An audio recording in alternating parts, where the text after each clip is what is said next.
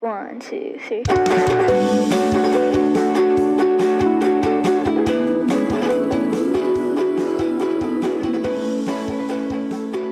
Hello, everyone. This is Kyle Galaz with Poor2Pro Car Sales Training Podcast. Become a sales titan.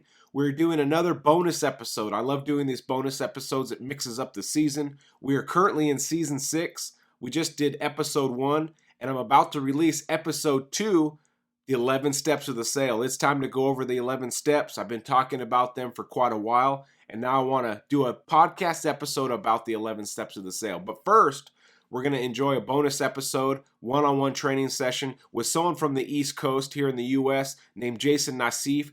Jason is an original podcast Poor2Pro listener. He's been around since the first episode, and he finally did a one-on-one training session with me, and it went great, and I'm happy to share it with all my listeners out there. If you want to book a one-on-one training session with me, Poor2Pro, Kyle Galaz, message me on Facebook, search for Kyle Galaz, or DM me on Instagram, Poor2Pro _car sales training. Find me. Let's get hooked up. Let's do a one-on-one training session. If you want to keep the training session private, you can, but you can have the video for all of eternity to refer to. And if you want to make it public, you may make it onto the podcast on Spotify and around the globe. Poor2Pro is in 68 plus countries around the world. The podcast is growing, and it's from people like you sharing the podcast. So I appreciate your guys' support. I hope you guys enjoy this episode, one-on-one training session with Jason Nassif. Yeah, awesome, man. Cool, we're hooked up. Yeah, finally. How you doing? Doing good, man. Wow, it's crazy meeting you in person because you're one of my original listeners from like the beginning episode, I think. Yeah, I know it's crazy because I think what happened was that podcast, when I was searching for car sales podcasts, yours popped up and it was so fresh. I think you had it on what, YouTube or Spotify? Spotify and then I put it on YouTube also. Yeah, which is crazy. And then I found I was like, wow, I'm like, this is super easy. And I did exactly like how you explained in the podcast of like listening to it in the car and listen to it at my desk. And that's kind of like, I sat around and I had nothing going on. I'm like, none of the guys here are going to try to train me how to do anything like this. So I'm just going to, sit here and listen to it and walk the showroom, try to find a customer. Very, very cool. Well, yeah, man, it's crazy how much it's grown. Yeah, it's pretty awesome, and when I get messages from people that I've helped, like even just get a job, I get comments like, "Hey, you helped me with confidence to get the job and to go in and try a dealership out," and and you've been kind to me since the beginning, so I appreciate you, Jason. And it's funny seeing your face because all I know is Nassif Motorsports. That's it. Yeah. It's crazy because like we only like know each other online by like certain things like training and obviously people you help, but then once you meet people in person face to face, it's really cool, man. It goes to show you how everything, there's more to it than just training, right? It's all these relationships you make with people. Yeah, a lot of times it's who you know, and I'm proud to meet you in person. And you had some great topics, and they're challenging topics too, because some of the stuff I'm not familiar with, like getting over the past career. Well, not necessarily past career, but going from finance back to sales. But Yeah. I've been around people that have done that enough times to know kind of what you're going through. I'm going to help you with some tips and tricks to get you through it. So just to recap kind of what you wanted to go over, being the new guy, no book of business, finance back to sales, make myself stand out as a new guy with experience, a new salesman stand out from his peers, and then getting over the past careers, didn't work out at the dealership.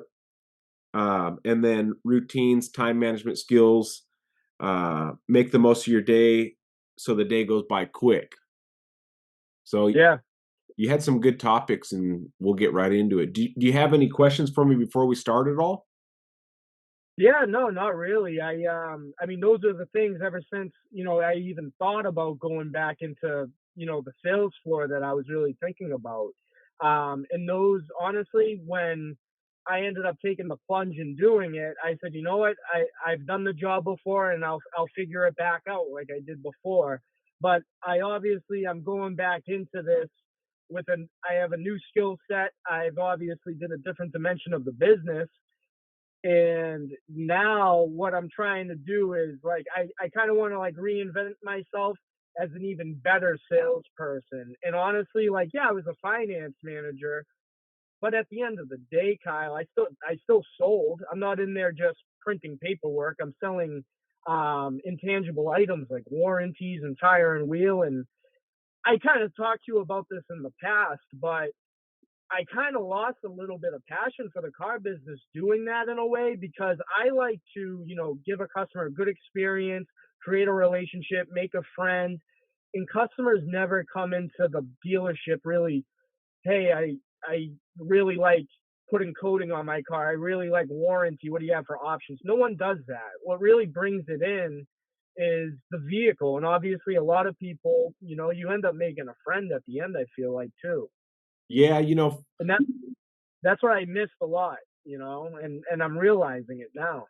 yeah, finance is a great money maker, but it's not as fulfilling as the sales position like you're mentioning. It's strictly you're gonna make some money and you're gonna do paperwork and you're gonna go home. And you'll have some good experiences back there, but mainly they're closing experiences. Yeah, I closed that guy on the warranty.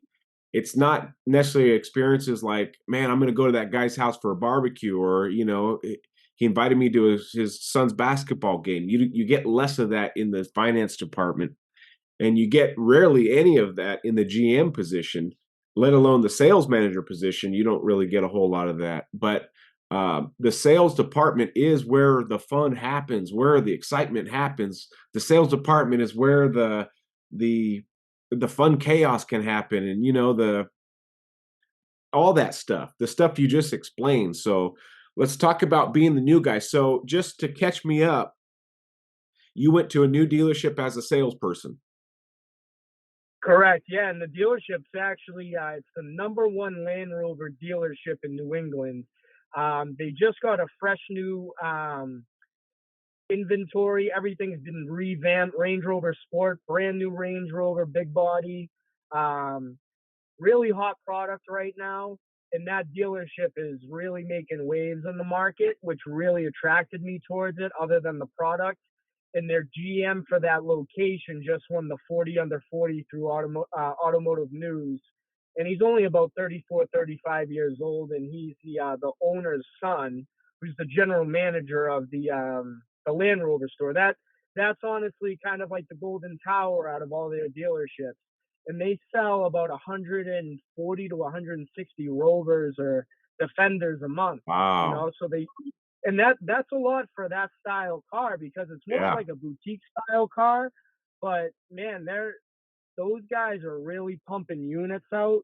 And there's the one thing I really liked about this place when I interviewed. I asked them how long the longest lasting person's been there and the shortest amount. And the longest lasting person's been there about 18 years as a salesperson. This guy is doing like 25 plus a month, big book of business. And everybody else is still like 7, 8, 9 years, Kyle. So as you know, it's very hard to find people that stay loyal to a place that long, especially as a salesperson. One, if there was no opportunity, or two, it didn't pay. You Right. know? Yeah, it's hard to retain a guy without paying them a lot. So obviously that dealership has a good pay plan and it's rewarding, and they got a good support system for their sales guys for people to want to stay that long. No one stays there 18 years if they're making 50 grand or less a year. They're making big money there, 100 plus, I guarantee it. And you're going to get a piece Yeah, of the pie, and you're going to be the number one guy. That's yeah, what we're doing here. So let's get into it. So the thing I wanted to harp on the most right out of the gate was you're going from, I got notes right here. So if I'm looking right here, I'm just looking at my page that's of fine. notes, is you're going from finance back to sales. Okay. That's kind of where you're at right now. And you were a salesman in finance, but now you're going back to what you feel, or some people may feel, is like, oh, I was here in the dealership and now I'm back to sales. almost like a downgrade or a demotion type thing. But that can be a fresh start, and a fresh start can be everything to a person's career. And I know because I have experience in a fresh start. But where I want to put a lot of emphasis is it's an honor. I'm going to look at the camera. It's an honor to be able to help these customers buy their dream. It's an honor to be able to convince a customer to buy a product they've never bought before over the competition. It's an honor as a sales guy to go above and beyond the call of duty to earn people's business, to for them to send their kids, their friends, their coworkers to Jason Yeah. at the Range Rover store or the Land Rover store. What's it called? Range Rover? Land Well, What's the Land Rover, it's just the umbrella, and then you have yeah, Land Land Rover. Rover. It's really Land Rover. Yeah, Yeah, yeah, yeah. you So it got it. always throws me off. I know. It did for me too. Land Rover. But take this as not a negative thing. Take this as a positive choice that I want to go back and help people accomplish their dreams. And when you take it into that light, I'm making dreams come true every single day. You're gonna get rid of that. I got demoted, or I chose to go lower rank. That's out the window. I chose as a salesperson to help people fulfill a dream and get a beautiful product, and this is where I belong. And when you can start fresh mentally like that, and I'm here to help the customer, and all I care about is making dreams come true, then it's like, okay, now I can start building up to where I was at before and surpass it. Because a guy that's been in finance before will get back to finance. You made a scar. People get scars, they get punched again, the scar splits open even easier next time because the scar Yeah, tissue is easy to cut. So uh, uh, uh, when you already have experience or that scar in getting promoted, it's going to happen again. It will. yeah, That's why that first promotion is so hard to get in the car business. My gosh, what do I have to do to get promoted? Because you got that yeah, fresh skin, you don't have a scar, you can take a beating, and it's like, when do I get my chance? But just know that if you truly want to go back to finance, you will get there. If you want to stay in sales, you can stay in sales at this new dealership, and it's just which path do you want to go. So I think it's not necessarily a step down. It's just a sidestep. You got to have something toxic. You get a fresh start and have that mindset. I get to make dreams come true every day and tell people that. You don't have to yeah, tell people that you were in finance before, but if it comes up, what did you do before this since you're the new guy? I did finance before. I want to provide a great experience. So I decided to demote myself, which sounds crazy, but I'm here to serve you and I want to make this an experience for you, Mr. Customer. And you can turn that negativity into a positive selling point, but start with that mindset. This is a fresh start. Um, yeah, and it's an honor. I wrote it here. It's an honor to be able to help people. It really is. Because before you were a salesman, all you thought about was, man, how much money can I make as a salesman? Like yeah, you're so excited to be a salesman. Then you got to a salesman. Don't lose that excitement. Put that back in you that how much money can I make as a salesman at this new dealership? I'm gonna beat the top guys and have that fire in you, and that yeah, passion. And when you start getting that back and you really put the customer first and you think uh, there's a new Jason 2.0, look out, you're going to make waves at your dealership and you're going to stand out, which kind of goes into the other thing is making myself stand out as the new guy and one with experience, because now you have experience, there's expectations. yeah. Exactly, you might exactly. you might have already heard it. Let's see what you can do. Have you felt that from your managers yet or anybody? Um, in a way, but not like I'm so new to everybody, Kyle, that I'm still trying to learn people and their demeanor and how they really are. Because kind of like what I've taken from your podcast, I don't really, if I find myself kind of standing there bullshitting with people instead of talking to a customer, I feel like, oh, like that's when I kind of pull the red tab on myself. I'm like, whoa, like go learn the product. You don't know it enough, or go talk to a customer and bullshit with them instead and get beneficial out of it. But, the only thing that they kind of, I mean, not really, to be honest with you, I feel like they just know they have a preconceived notion that I already know how to do the job, you know, and I feel like they already gave me so much independence right off the bat that being a finance manager, to kind of give you an idea of how I feel right now in the current situation, is that I used to be a finance manager, have deals brought to me, and it's kind of like hunting. You wait for the perfect opportunity and then you take it. Where in sales, you have to go out and hunt. You don't just sit. So for me, I always try to stay active and let these guys know, hey, do you have anybody I can call? Do you have anybody that needs help? Is there anything that I can do in the meantime? Because I was so used to seeing when the next deal was going to drop.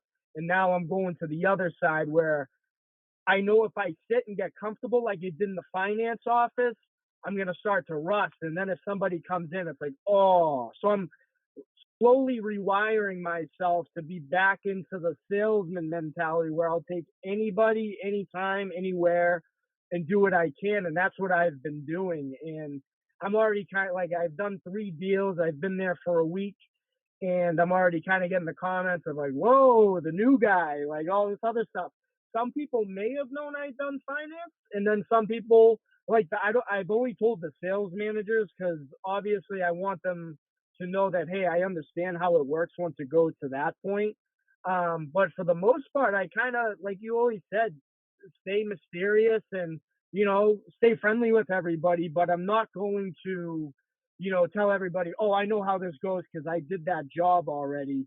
I kind of like playing the quiet guy, let the success make the noise type of thing. Hmm. So yeah, I guess you could say that they know I know how to do the job and they've left me very independent, but I want to I want to police myself. And that's something I always did as a salesperson because I know that the sales manager behind the desk, he's going to get the deals from somebody else. He doesn't pay my bills. So I have to do what I need to do to survive.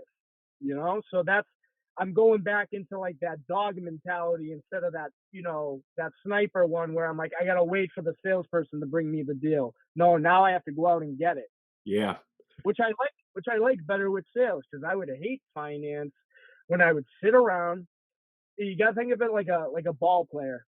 You If you just get up like LeBron James or Brady, they don't just get off the bench and start throwing touchdowns or slam dunks. They warm up, and like that's why with finance I would have the biggest I'd have monster deals if I was back to back because now I'm a well-oiled machine. And that's something that, if you're just sitting and doing nothing, I'd go crazy. So with sales, even though if I don't have deals coming in, or I'm sorry, with sales, I can still engage myself with training the product, role playing with somebody, or just trying to get better all the time because you're never going to know it all. Yes, very, very good. Hearing you talk, it shows me what level of understanding you are at in the car business. You're Yep. not you're not a noob, you're not a newbie, and you understand where you're at and you understand your skill set. That's an important thing to do. And your verbiage is just in that last couple minutes of you explaining that it shows me that you're fluid also. Not that you're pitching anything, but just the way your mouth moves, the way your words come out, the way you the power in your voice.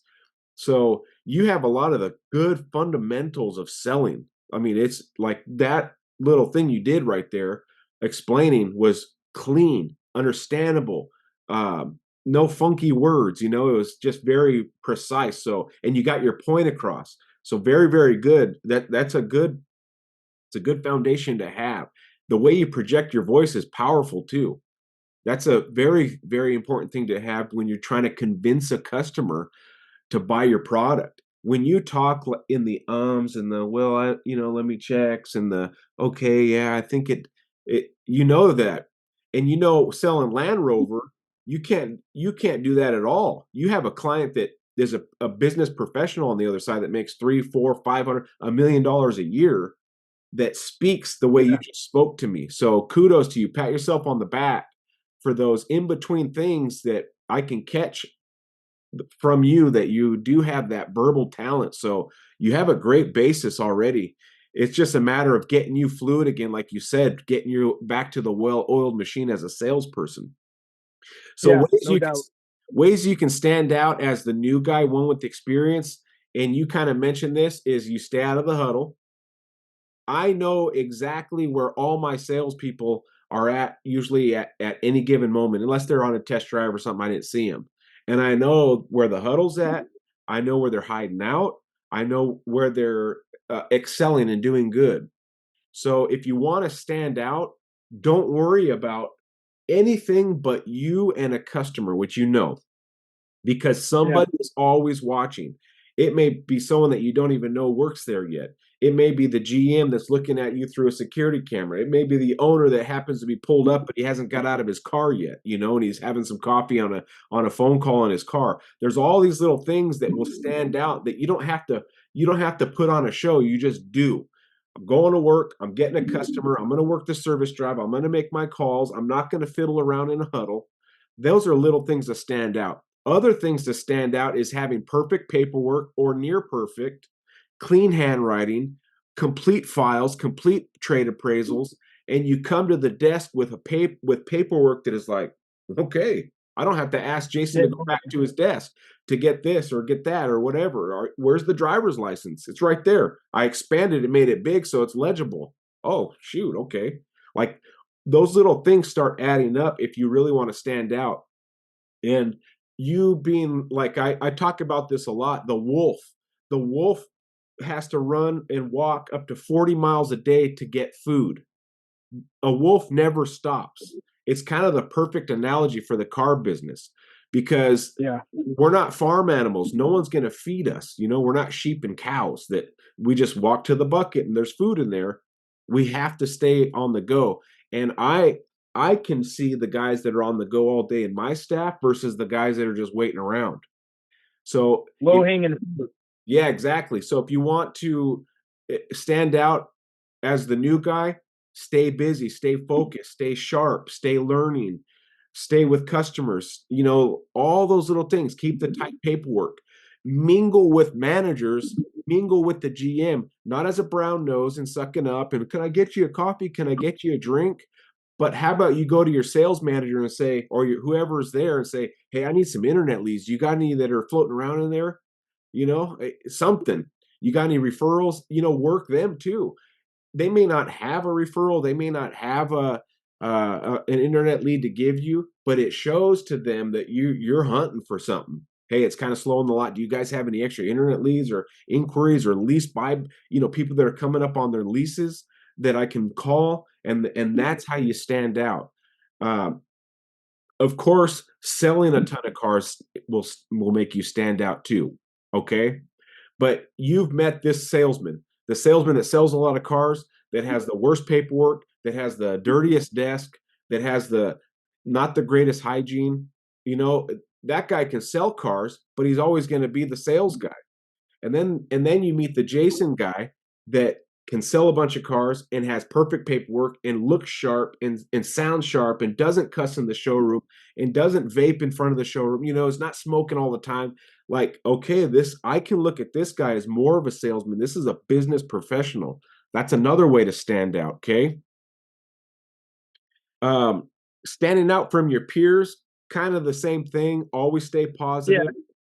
Um, this is something that I was taught later in my career. I've been in the business at this point 12 or 13 years, and a manager told me we have to put the dealership first. Always. We have to protect the dealership. If you have a customer that is questionable and it may be lying about job time or the license doesn't look right, put the dealership first. Get people involved and say, is this license right? I'm not selling this person a car with a fake license, and that stands out. That's a big thing because the owner and the GMs and the managers are like, this guy cares more about the dealership than himself. Hey, this person put on the credit at 5,000 a month, but she works part time at Walmart. And I ain't trying to get a car deal fraud in a bank like that. Yeah. I never heard that. When I got in the car business, it's like sell a car, doesn't matter you do whatever it takes to sell the car. And there was some of that fudging on credit apps and job time and residence time and income. Oh, they have an 800 credit score. Just put that they make 10,000 a month. You want to stand out, do the honest thing. You want to stand out, put the dealerships, protect the dealership. And if you see something on a trade-in that's like, there's a giant crack in the frame, and you saw it, but the manager didn't, bring it up. Because when you take that vehicle in on trade and the dealership loses 20,000 bucks to fix it, or they have to wholesale, or something crazy, but you brought it up, you protect the dealership. That's a big thing. And now, as a sales manager, I realize how important that is. We cannot put the dealership at jeopardy for a car deal. What if the dealership loses its dealer license because we did some funky thing? So that to me stands out a lot. So think of those things too. Am I putting the dealership first or myself? You may lose a deal here and there, twice a year, but those brownie points might be worth way more than the $300 commission. So that's something that stands out to me. Another thing that stands out to me that can stand out from your peers is never skipping the steps of the sale. When I work a deal and I ask my sales guy, "Hey, how did they like the way it drove?" "Oh, they didn't want to drive it." Yeah. Like, do you think you're going to be able to close this guy at full price if you haven't test driven him? Like, do you Yeah, understand? exactly. Do you understand what you've done? So that too, how are you on the Yeah, steps of the sale? I mean, very good. The other day, I mean, I'm obviously repolishing myself. So I listened to one of the podcasts you did before. I think it was a recent one about the steps of the sale, the meet and greet, the needs analysis, demo drive. Four was trying to remember off the top of my head. Let's see how good I am. Um, I want to say, was it write up? So check this out. I'm happy that you brought this up because this has to be in the memory bank with no hesitation. Okay? Meet Yep. and greet, needs assessment slash build rapport, right? Build rapport. Yep. Product presentation, which is the walk around. Demo drive. After the demo drive, we work numbers, but we close the deal. There's no negotiating, man. We are here to close the deal. Yes, you're going to have the grind every once in a while, but it's not after the test drive I work numbers and negotiate. I thought that's what it was. No, you're coming in, I'm closing you. And if I can't Yeah. close you, I'm going to have my manager help. And if he can't close you, then we'll have to give up some money to make the deal. But yes, you are on the right. You have the right steps. You had 5 is the demo drive. 6 is the close the deal. 7, paper finance, delivery. There's a couple extras in there, but that first 6 is very important. But go ahead.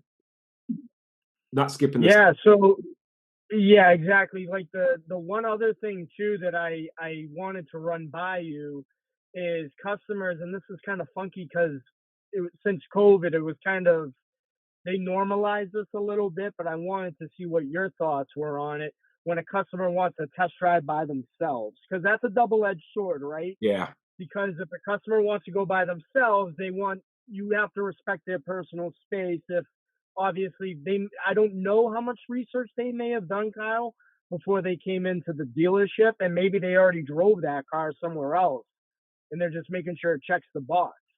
But then on the other side, I feel like I should be in the car with them. So if something isn't making sense, a side mirror doesn't look good, and they don't know how to use the buttons, that could blow a whole car deal. And they're like, I didn't know how to use it. There's too much technology in that car. Do you have a card? I gotta go. And that's something that I will always ask the customer, would you mind if I come with you for the ride? And then some people, it's really up to them if they're like, oh no, I know the area, I'll go on my own. But most of the time, I do like to go. But that's something I wanted to run by you to kind of see what your thoughts were on it. Yeah. So at our dealership, it's a non-negotiable. A salesman goes on the test drive. And I worked my first Ford store. You could put them out on a test drive by themselves.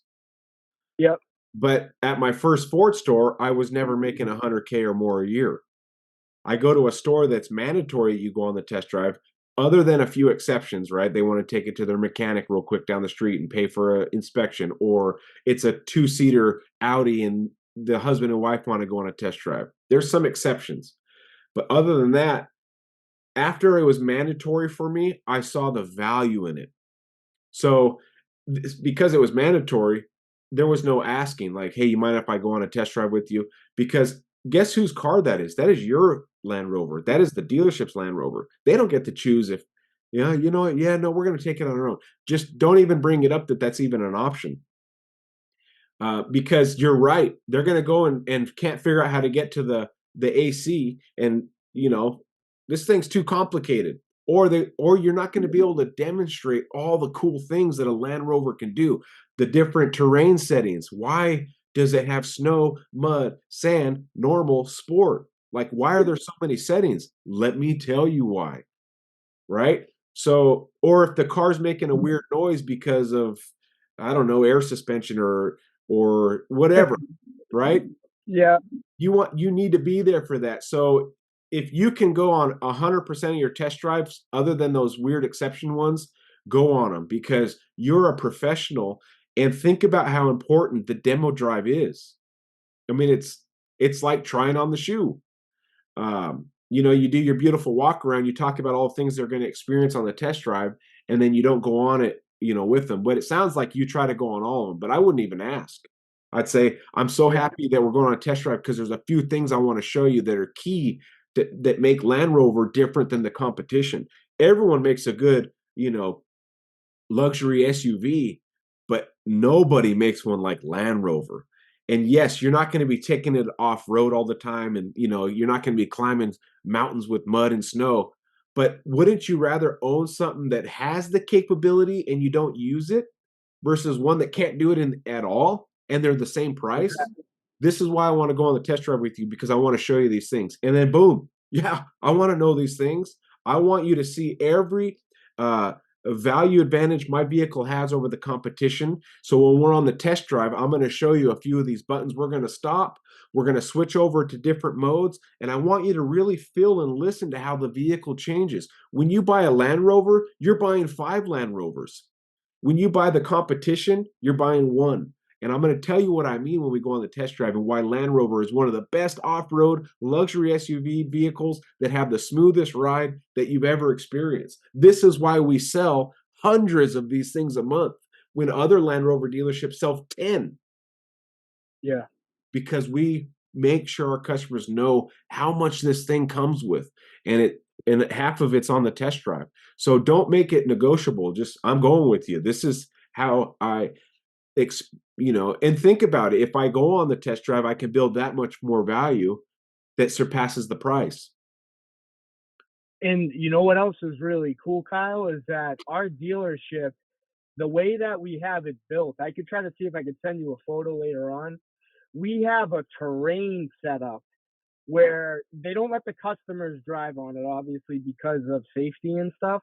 But you can take like a Defender, even if you wanted to do a sport or a full body Range Rover, and you can show them the capability that car has with like we have like a little demo stage to show you how that car operates when it's on that type of terrain, which I'm in the car business. I saw a lot of gimmicky things.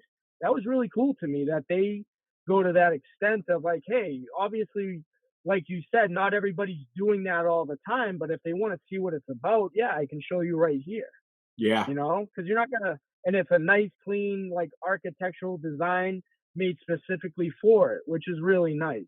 Yep. So yeah, that's something that I can't wait to kind of show people too, because you can't find that anywhere else. Yep. Okay, so I'm gonna.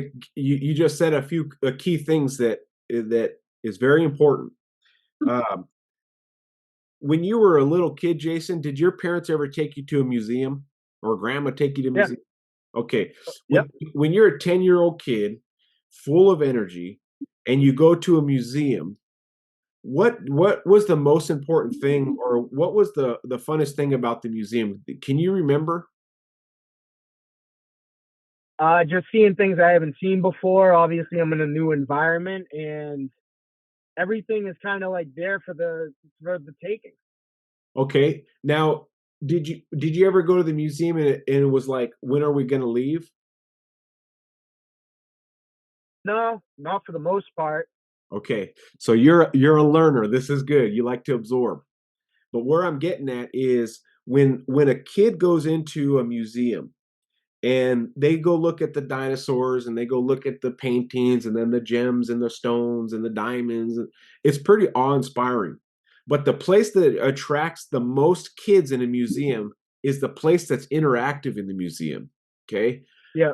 When you go to a museum as an adult, all the kids are at the place where you can dig up the sand and find a dinosaur bone, or use a laser to draw on the wall. The interactive stuff is where you're going to find all the kids. When Yeah. you're at your dealership, and this is another selling point, that the stuff that's the funnest for a customer that especially has never owned the brand before is the interactive stuff. Okay, so when you use this thinking, like, I'm going to the museum and I'm getting a walk around. Okay, a beautiful walk around from Mr. Jason Nassif. I'm getting this walk around. That's me viewing. That's me viewing the vehicle, viewing the museum. The interactive part is the test drive and that off-road course that you guys have.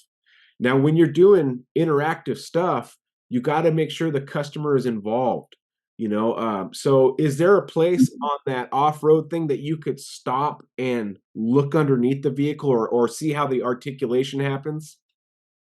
Yeah, I mean it's not like this big intimidating like mountain, but it's right at the entrance, and we usually what's cool is that we'll usually stage a car up there too. So when people come in, it's kind of like it makes the car like a statue. It's really cool. Okay. Uh, But we don't use it as much as I would think, because more people are more kind of looking for like what they're doing every day, highway yeah. driving, back roads, and so forth. But you do get the enthusiasts and people that want to see that type of capability. Yeah, and you can use those displays for any customer. If it's the commuter, you can go in there and say, "Listen, I just want to show you this because if you hit a pothole in this thing on the freeway, look at the suspension. Some of these SUVs have such small suspension that all that pothole gets absorbed in the wheel and tire, damages the thing. You have a Land Rover that has all this articulation suspension that can absorb those potholes. Okay, so there's the freeway guy. You get the off-road guy, that one's the easy one. Really, any Yeah. customer, have you ever hit a parking curb? Everyone's hit the parking curb a little too hard with their tire. You see these A arms and swing arms. Look at how thick the metal is. This is the kind of stuff that makes Land Rovers last so long, is how powerful and thick and strong these metals are. So when you're doing these walkarounds and doing all this good stuff, Jason, you try to use every tool you have at your dealership. Okay, there's a reason why this dealership is one of the best of the best. Obviously, it has great displays. It has good inventory. So use every advantage you can with that customer, even if it's a silly little ramp with rocks on it, to show off that product. But going back to the test drive, definitely go on the test drive. You got to point Yeah. that stuff Okay. out. Make it a non-negotiable for yourself, unless there's a weird exception. Got it. Okay, getting over past careers that didn't work out. We kind of talked about this a little bit with, you going from finance to sales. But one of the things you put on here is ways to activate positive thinking. Okay. So one of the ways is what we talked about. It's about making customers' dreams come true. If you truly are in that mindset, I'm here to help people, make a difference in the car business and build a clientele. You have to do that. Some of the top salespeople in the U.S. sell more referrals than they do fresh ups and internet leads. The only way you get referrals is what? Giving a positive experience with someone, and then they'll create fans for yourself. Yes. When a customer detects that you're in it for them, they'll come back and send people.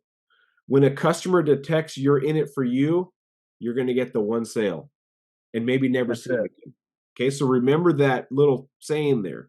So when you're helping these people, if you truly want to make a difference in your career and go to the next level and start getting referrals, you need to make it about them. And you can say stuff like, one of the things I hang my hat on is I don't lie to customers, even if me telling the truth makes me lose the car deal. Exactly. Dude, Oh, a salesman is willing to lose a car deal by telling the truth. I want to do business with this guy. And they're going to tell their friends and neighbors and cousins and coworkers, you need to go see Jason because he's not going to lie. He will lose a car deal before he lies. You start building advocates. Okay. Yeah. But activating positive thinking, that's step one. Another one is positive pays. Positive has a infinite upside. Negativity gets you to zero. Nothing. Yeah, so you could have like a medium mindset. You're positive, you're kind of negative here sometimes, but if you go to that negative, you're going to eventually hit rock bottom. And you know those car salesmen, you've met those car salesmen. We all know them. They can barely sell 5 a Yeah. month. They're 4 a month. They hate their job, they hate their life, they hate everything. If they could just switch it to if positive pays and there's an infinite upside, you could make $1 billion in the next 10 years. Positivity pays. Now, some people will say you're always positive, da da da da da. You're going to have haters. The more positive you are, Jason, the more haters you're going to have because they want to stay in this area of kind of positive, but anything above kind of positive is now negative. Yep. Right? Now negative is way down here. You're on a different level. And when you start seeing those haters, realize it's because I'm freaking positive. I only see positive. Oh, we're in the here's an example. Oh, we paid too much for this car. We're not going to make that much on the gross for when we sell it on the trade-in. We paid too much. Or I'm glad we have it to sell. I would rather have half full, half empty mentality. Yeah, I mean, I'd rather have the car that only has 1 pound in it than not have it. Because that 1 pounder that I sold could have some back end, and that 1 pounder customer could have 4 people that he sends to me. That's right. So that positive pays. It's always going to pay. You can't go wrong with positive. So use that as fuel. Positive pays. Activate that positive thinking, and just know that if I'm negative, I make less money. So which one is it? Okay. Here's where I have a little bit of experience in getting over a past career. I worked at that Ford store for 11 and a half years in Bakersfield. I was a salesman for 11 and a half years, but Bakersfield, California was getting too much crime. They let a lot of the low-level prisoners out, so your windows are getting broken in all the time. My wife's purse got stolen. I have 2 little daughters, and I thought, I need to go to a safer place. So I left California. The sucky part is I lost the dealership I worked at. But when I went to this new dealership, I thought, okay, this is a new start, like Jason. Not necessarily I went from finance to sales, but I went 11 and a half years to nothing. And not only nothing, I'm in a new town and I know 0 people. I don't know anybody, but I do know my work ethic and I do know my skill. And that's what you know. You know your skill, your work ethic, your mindset. So these are powerful things to know. And when I went to this new dealership, I thought it took me 11 and a half years to not get promoted at this Ford store. And I'm only blaming myself. This store, I'm going to stay quiet. I'm going to stay to myself. And I'm going to focus on one thing, and that's selling cars. That's it. I'm going to focus on being positive. I'm going to focus on doing the right thing. I'm going to focus on everything that I can do to become that trustworthy person that might maybe one day gets promoted. And I gave myself, and you probably heard this 2-year timeline. I said, if I'm not a manager in 2 years, I'm going to move on because now I'm 30 plus and I don't have time. I got to get going. So I put this timeline on myself, and I gave myself this fresh start, and I could put on a new persona. But the biggest thing I chose when I went to this new dealership was success. I chose success. I want to be successful. And I turned success on in my brain. It was just a new mindset. I want to be a success story. I want to be successful, and I choose to be successful. It's not my actions made me successful. I picked it before I even sold my first car. And then my first month, I got second place. I sold 16 and a half cars. The first place guy sold 17 and a half, and I started on the ninth. I would have Lost 90. smoked them. I Yeah. would have smoked these guys because I chose success. I made more money in that first month at this new dealership than any month I had in 11 and a half years. All because of this. I turned it on. It wasn't, I mean, I don't know anybody. I don't even know the process at this dealership. I don't know anything. I don't know a person here other than the manager who hired me and some of the relationships I'm building. So this is the mentality you need to go into this new dealership. Give yourself a timeline if you want to move up. If you truly want to move up, or if you want to be like the 18-year guy and stay in sales and have a flourishing career. So pick. I think I do want to be a finance again. I want to give it a try at this dealership, or I'm going to stay in sales. If you stay in sales, then that timeline really doesn't matter. Other than you can say, I want to start selling 20 cars a month by year 2. Like that's my average. So you can still give yourself a little bit of a timeline. But give yourself a timeline, whether you hit it or not, at least you're fighting for something greater, something bigger than you. You're fighting for the success, but turn the success on here and do everything you can to be successful. And I promise you, it will find you. Um, I've seen people go from finance to sales, and I've seen people go from general sales manager back to sales. And I've seen failures on both sides, and I've seen successes on both sides. And it's all the mentality. Oh, I fell down. I'm back in sales. Da, da, da, da, da. Yeah, with that mentality, you're never gonna go back up. I'm older now. I can't do it. Yes, you can. Henry Ford has a saying: whether you think you can or you think you can't, You're both right. They're both right. Yeah. you're Exactly. right. Yeah. Henry Yeah. Ford was a genius. So, do you work tomorrow, Jason? Yeah. Yeah. I open up 8:30. Okay. So tomorrow, when you go in, think and maybe write some of this stuff down. I want to be a 20 car salesman by in 12 months. I want to, I'm turning on success today. I'm not waiting for success to happen. I'm just turning it on today. I'm going to stay mysterious and I'm going to be a standout and I'm going to put the dealership first, right? These are all things that it takes. It's more of up here than it is here. That's right. Yep. So I'm sure you watch other sales trainers out there. They all have something in common. They're passionate. Whether they're a closing type of guy or a product type of guy or a whatever type of guy, they're passionate about what they're doing. And if Jason can turn on the passion about his product, his career, his ability to help customers, you'll be unstoppable, literally unstoppable. It's a mindset success thing. And that guy that's been there for 18 years that's selling 25 a month, you'll be smoking him. Yes, is it hard work? Yeah.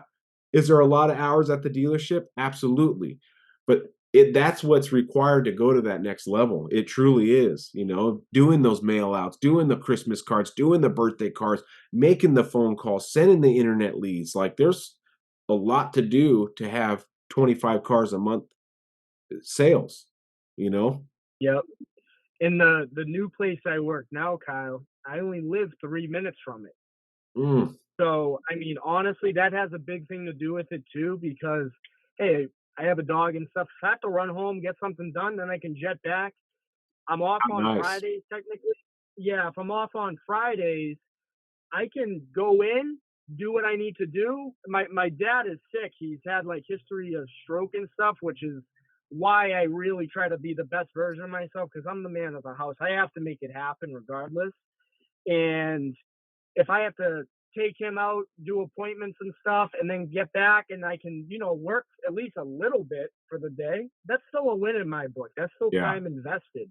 And I'm still being productive because let's be honest, if we take that day off in sales, like I said, it's kind of the analogy of, all right, get back out there, you got to loosen up again. And I kind of want to treat this as like this is my lifestyle. I can go down the street back home if I need something, but the majority of the time I'm here to make money, Yeah. and that's it. I'm just gonna be focused the whole time here, and not worry about the outside noise, because like in my past careers, like when I was at the BMW store, thing that I did that it was such a newbie thing was make sure everyone around me likes me, and I'm a likable coworker. And that's why I think going into this role now at the new place, I'm going to repolish my skills. I'm going to be better than I ever was before, and I'm in charge of my own destiny. So that I think was a big thing for me, was to just, after getting punched in the face, is to just stay in the fight. And I love it. I have believed in the car business. It's done a lot of good things for me.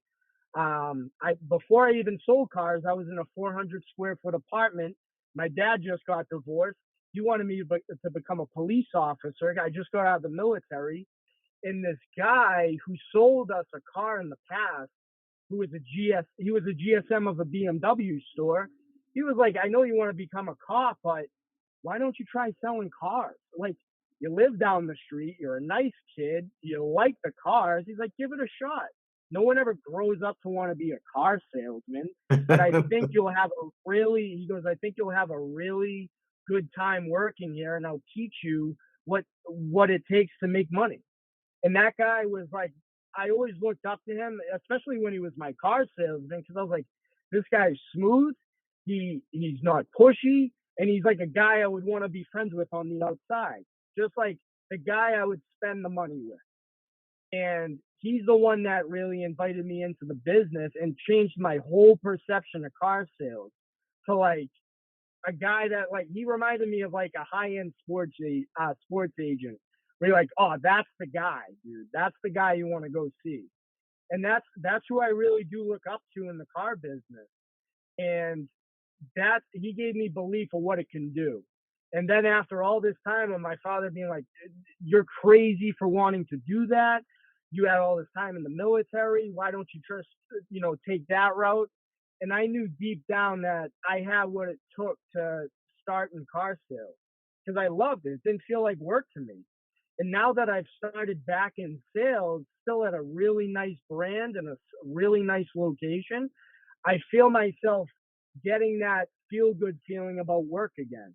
And that's why I wanted to start, meeting with you, training again, because I know what I know now on a personal level and at a professional level, but I know that I'll never stop learning, no matter what. And as experienced as you are, you're still learning, and so are the greats, the legends, and it doesn't stop.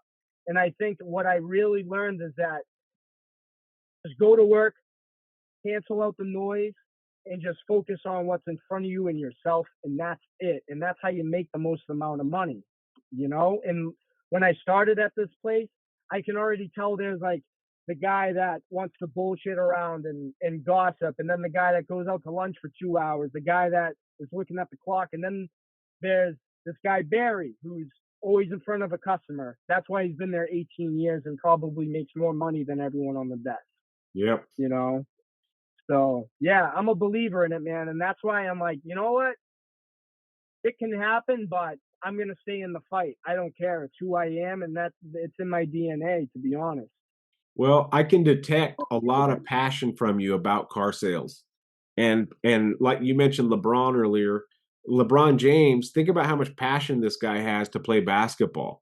It's we call basketball a game when we were growing up. It's not a game. To these guys that are passionate, it's freaking war when they go out on that basketball court. You ever notice some basketball players are out there smiling and goofing off, and then you look at the greats in basketball, they're not smiling.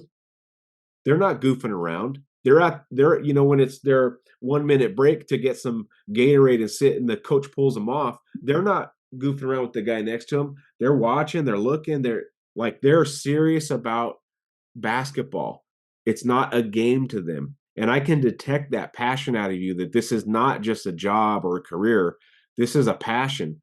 And when you can get that car DNA in your body, you will be unstoppable. You just have to figure out the logistics of the dealership.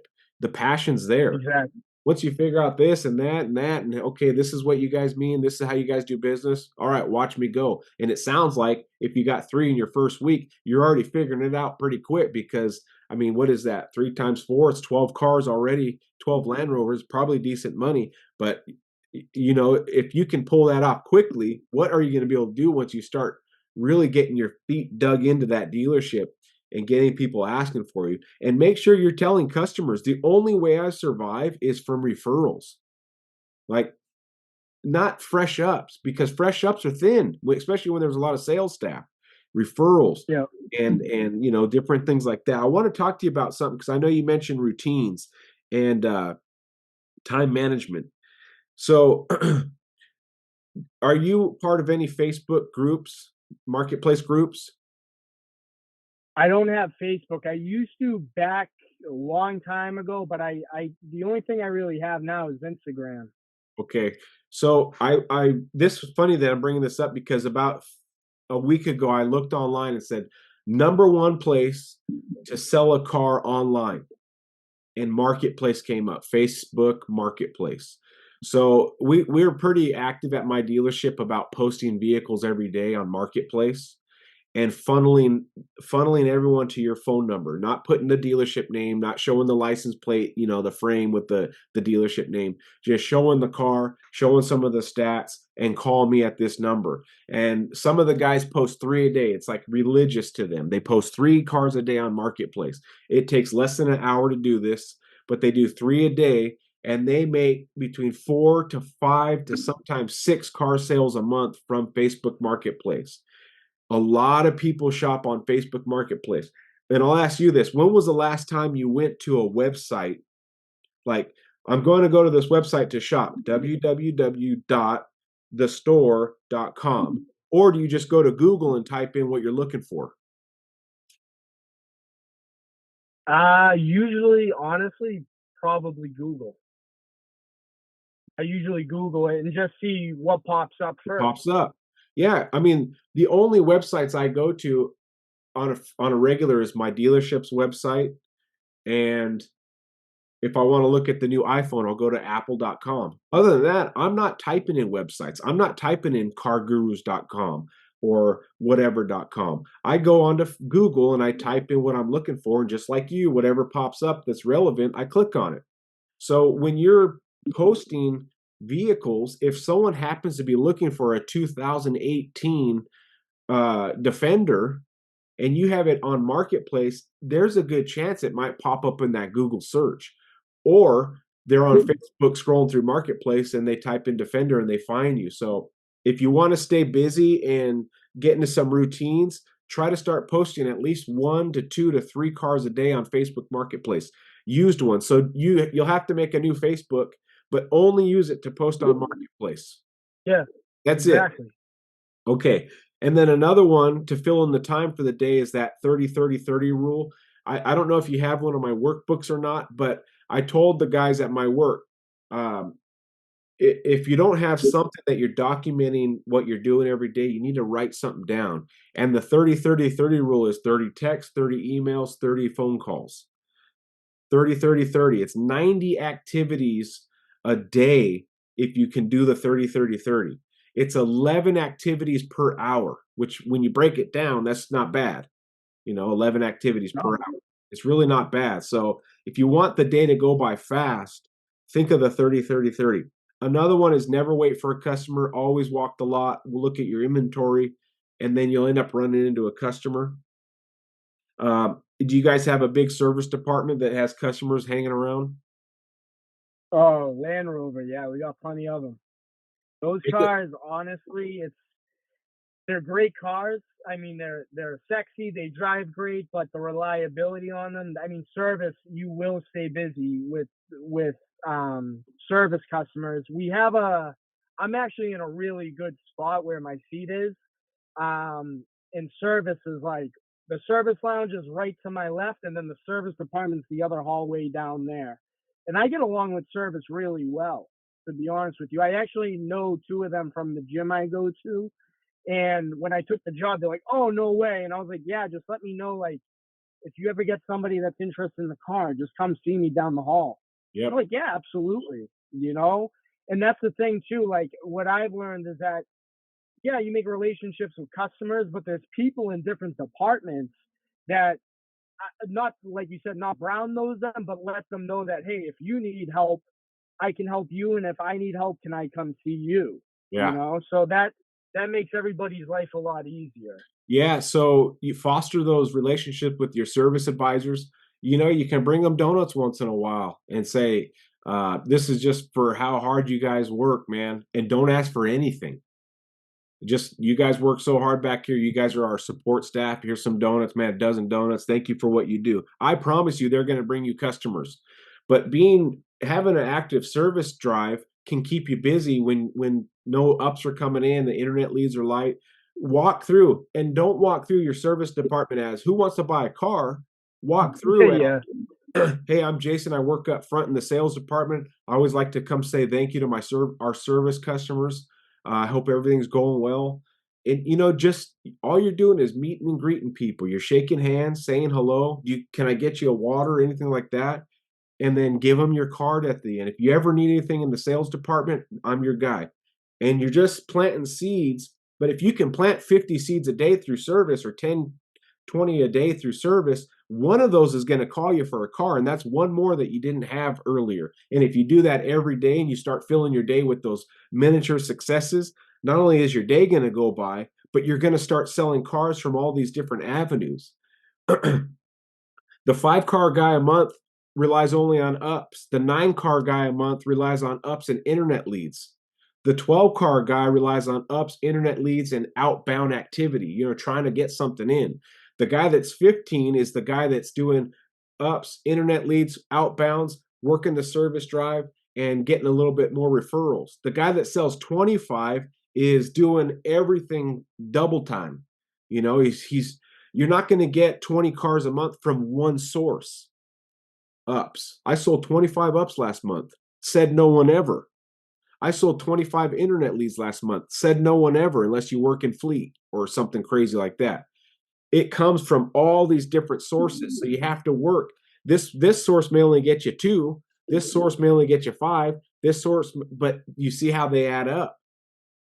yeah, exactly. Family, friends, referrals, internet leads, outbound, all these little things. Okay.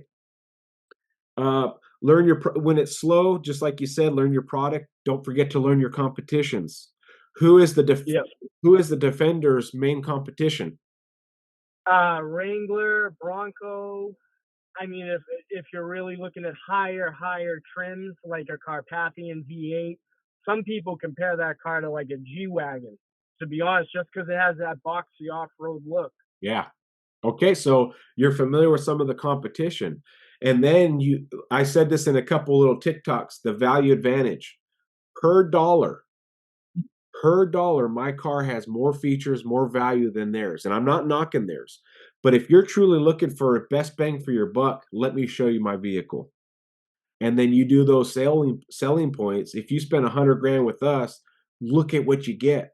You spend 100 grand with Oh them, yeah, you're going to get a nice car. It's going to look nice and shiny, but you're not going to get as much. And you sound like a smart businessman.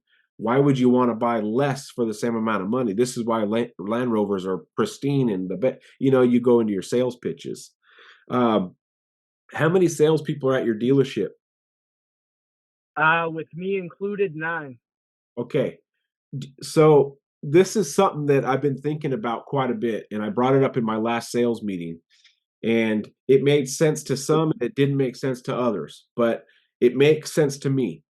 When you are relying on internet leads to come in, phone calls to come in, ups to come in, you're in competition with 8 other salespeople for those.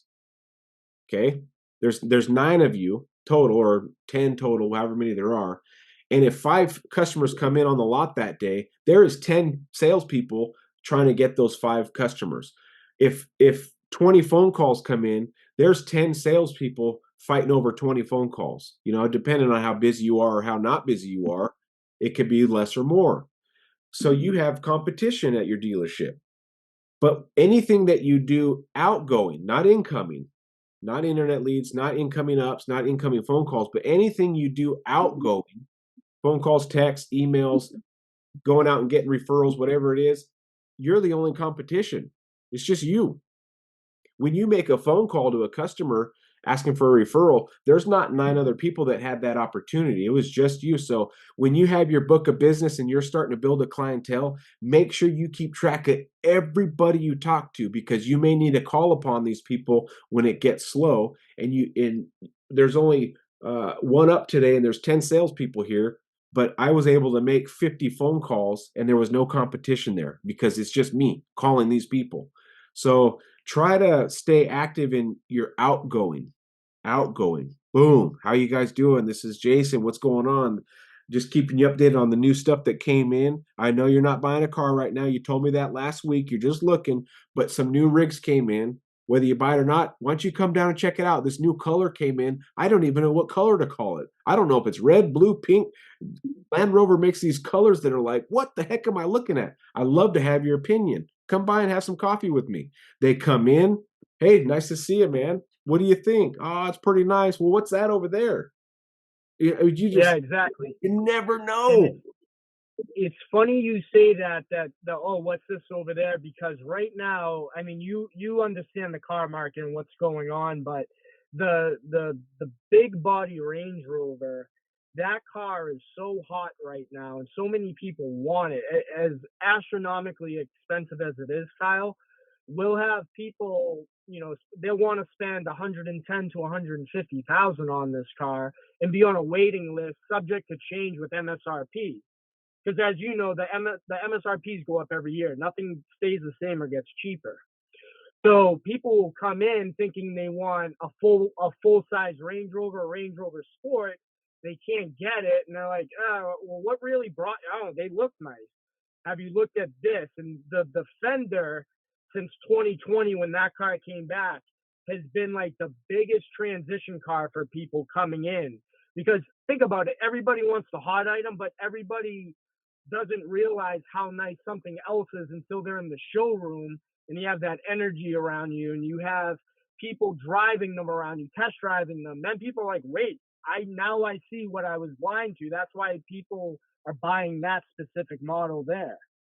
So that, for that brand specifically, a lot of business we've been converting them to different models because obviously of availability, high demand. So that car specifically, the Discovery a little bit, but the Defender's been one that a lot of people have been diving into, not realizing the capability of the car, plus how luxurious it can be, just as nice as a Range Rover. Yeah.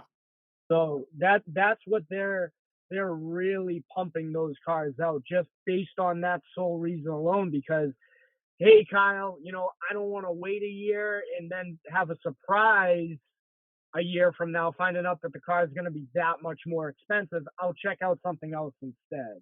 And then they come down and drive a car and they have that, oh shit, this is actually really nice moment.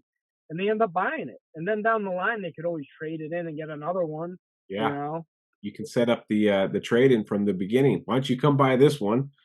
And then when the new one comes in, come trade it in. I'll make sure we hook you up. We ain't gonna screw you. Yeah, exactly. Yeah, exactly. And that's the thing. It's like people will do that with people they're comfortable with, Yeah. and that's the part that I really, really did miss, was just having that, like, someone can, I mean, people can, you do have the bad customers that if they call your cell phone, you're like, oh, what's this guy want, but those people that'll shoot you a text or a call and be like, hey man, like, let's grab dinner one night, and I want to check out some cars at some point. Like, the only thing I got from being in finance was a bank rep who wants me to send them more business and give me like Boston Celtic tickets. That's really it. And pens. But yeah, exactly. But the car sales, like you said in one of your episodes, you had a guy at a country club. You went in and you're like, hey, you can talk to this guy if you need to and get them whatever they want. Like, I've had those Yes, experiences, sir. and Yep. there's 98% of the professions out there, you don't get that. Yeah. Maybe if you're a real estate agent or you're in the car business or something, you don't get favors like that with anything else. And I don't do the job for the favors, but it's that unspoken benefit that people don't talk about unless you have a master's degree in car sales, like you said. Well, what I've gathered from our session, Jason, is you get it.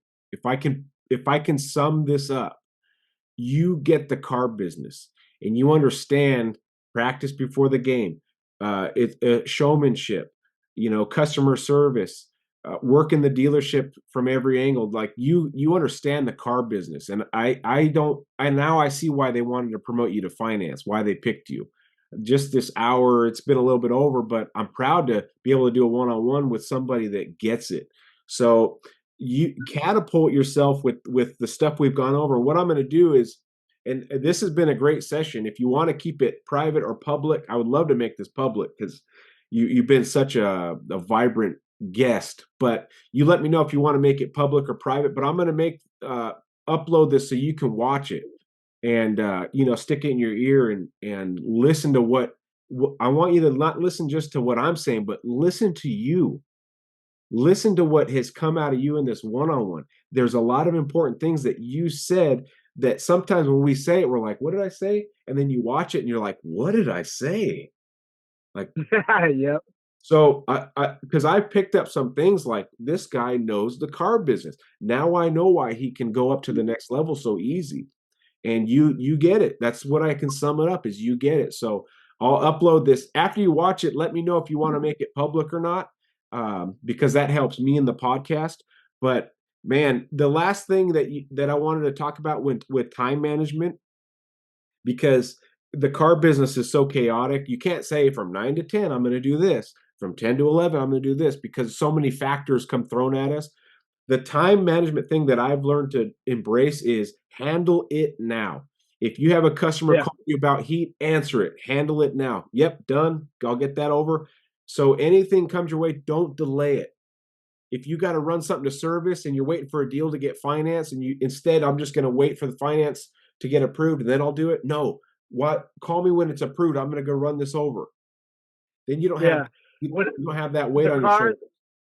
in the car business, Kyle, I feel like the once you, I mean, everybody has to hit a certain point to understand this, but nothing will ever get better in time if you just let it sit and dwell in the car business. It only makes it worse. CSI gets burned, customer gets mad, your managers get mad, and most of all, you put yourself in a bad position. That's why, like, you just get it done.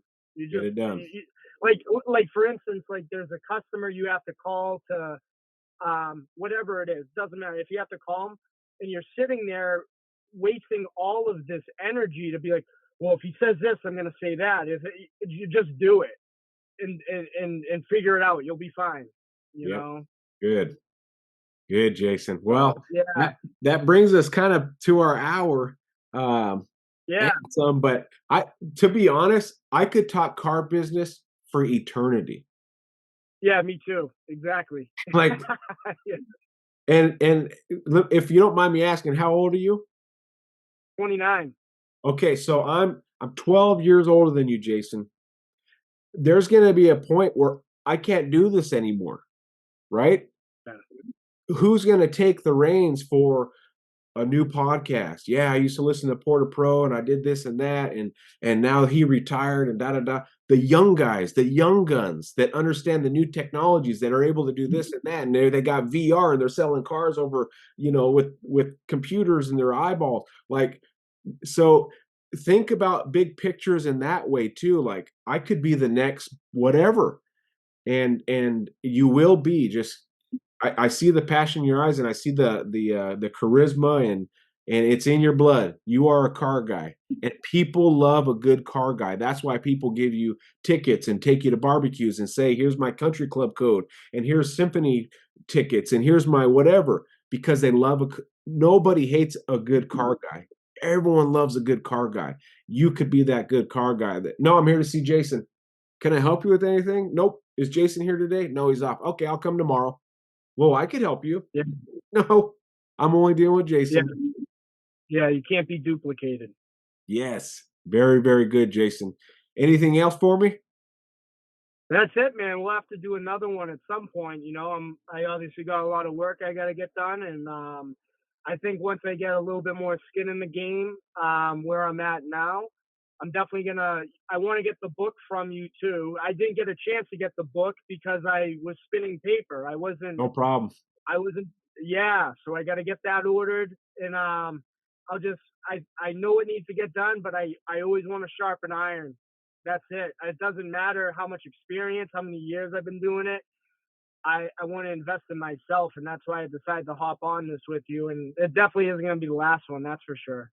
Well, I appreciate the kind words. I appreciate you hiring me for this one-on-one. If you ever need anything, message me. I'm here for you 100%, Jason. Yeah, I appreciate you, Kyle. And honestly, you've been there for me through good and bad. And I think people don't realize, how easily accessible this stuff is for them and how far it can truly take them. I think that's something that every young car professional needs to do is you're only going to get so much in that shift. The real work is done outside those hours for sure. So I You're appreciate you, on man. point, man. You're on point. You get it. Yeah, and I appreciate you. You honestly, you really opened my eyes to a lot of parts of the business I'm blind to. So everything you say is true, and everything works, man. It really does. All right, Jason. I know it's late over there on the East Coast. You have a good night. No, I'm going to the gym, man. I don't stop. It's fine. Well, you have a good night. Be safe. All right, man. Take it easy. Nice to meet you finally. Hey, you too, Jason. Nice to meet you.